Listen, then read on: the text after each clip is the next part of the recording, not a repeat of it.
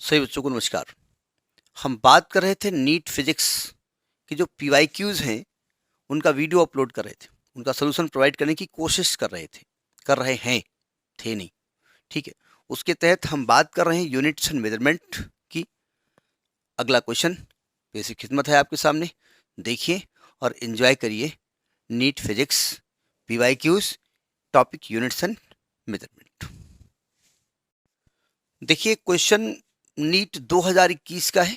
तब तक आप क्वेश्चन देखिए, तब तक हम क्वेश्चन पढ़ते हैं। आपकी स्क्रीन पे आ रहा होगा।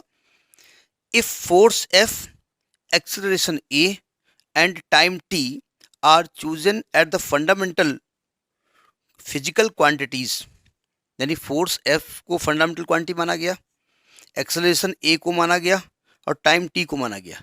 जैसे फंडामेंटल आपने 7 पढ़ी है, उसमें से इनको माना गया। तो कहते हैं कि एनर्जी की डायमेंशन क्या होगी, find the dimensions of energy.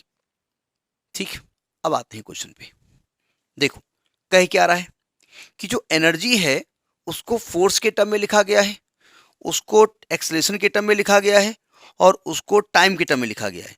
तो एक तो तरीका ये होता है कि कहीं से हम फोर्स का फॉर्मूला लिखें, कहीं से एनर्जी का फॉर्मूला लिखें, एक्सेलरेशन का फॉर्मूला लिखें और इनको रिलेट करने की कोशिश करें। ये तो बहुत टाइम लगेगा। तो हमने अपना डायमेंशन का मेथड अडॉप्ट किया। हमने कहा देखो भैया, एनर्जी जो है ना वो फोर्स के इक्वल है, ऐसा बोला गया है।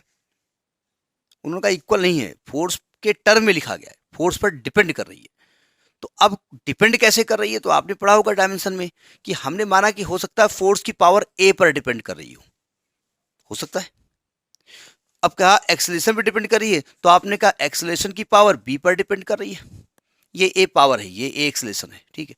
और दूसरा डिपेंड कर रही है टाइम पर, तो हमने कहा टाइम की पावर सी पर डिपेंड कर रही है। ऐसे तो डायमेंशन क्वेश्चन लगाते थे ना कि कोई वैल्यू, कोई फिजिकल क्वांटिटी किन किन बातों पर डिपेंड करती थी, तो ऐसे लिखते थे आप, ठीक है।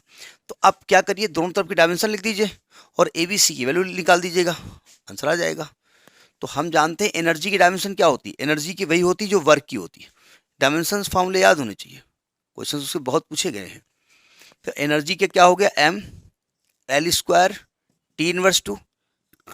फोर्स का डायमेंशन क्या होता है, M L T inverse two की पावर ए है।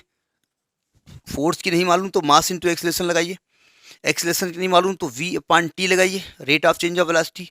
v की नहीं मालूम s अपान टी लगाइए, s की नहीं मालूम किताब बंद कर दीजिए। अभी तो मालूम होना चाहिए आपको। a एक्सेलरेशन है, इसकी डायमेंशन क्या होगी, एल टी इनवर्स टू की पावर b और t टाइम है, टाइम की t की पावर c। बस ए बी सी का मान निकालना है। तो इधर तो हो गया M L square T inverse two, इधर देखिए m की पावर, देखिए ध्यान से, m की पावर a हो जाएगी और कहीं m है नहीं, सब मल्टीप्लाई में लिखा, ध्यान रखिएगा। तब l की पावर लिखेंगे तो यहाँ से पावर a आएगी, यहाँ पावर b आएगी तो a प्लस बी हो जाएगी। t की पावर लिखेंगे तो यहाँ से -2a आएगी, यहाँ से -2b आएगी, यहाँ प्लस c आएगी। ठीक, अब क्या करेंगे, दोनों तरफ पावर्स को इक्वेट कर देते हैं। तो देखिए यहाँ m की पावर 1 है, तो a की पावर, a की वैल्यू क्या हो जाएगी 1, तो a तो निकल आया।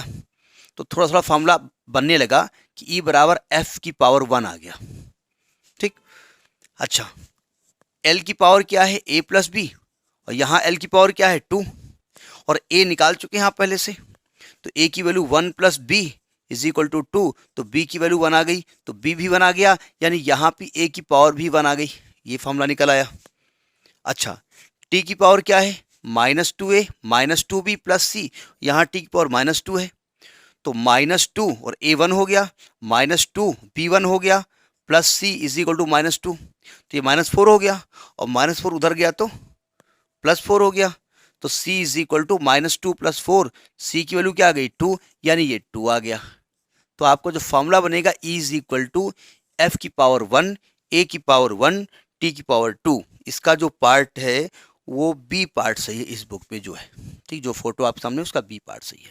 तो समझ में आ गई बात, टफ नहीं है। कोई भी फिजिकल क्वांटिटी किन किन बातों पर डिपेंड करती है वो लिख दिए जाते हैं, उसकी पावर अपने आप लगाई जाती है। क्यों, कि भाई अगर ए पर डिपेंड कर रहा है तो डिपेंड करने का मतलब क्या होता है, ए के बढ़ने पर ई बढ़ सकता है, वो उसको भी डिपेंड करना कहते हैं। ए के बढ़ने पर ई घट सकता है, वो भी डिपेंड करना होता है।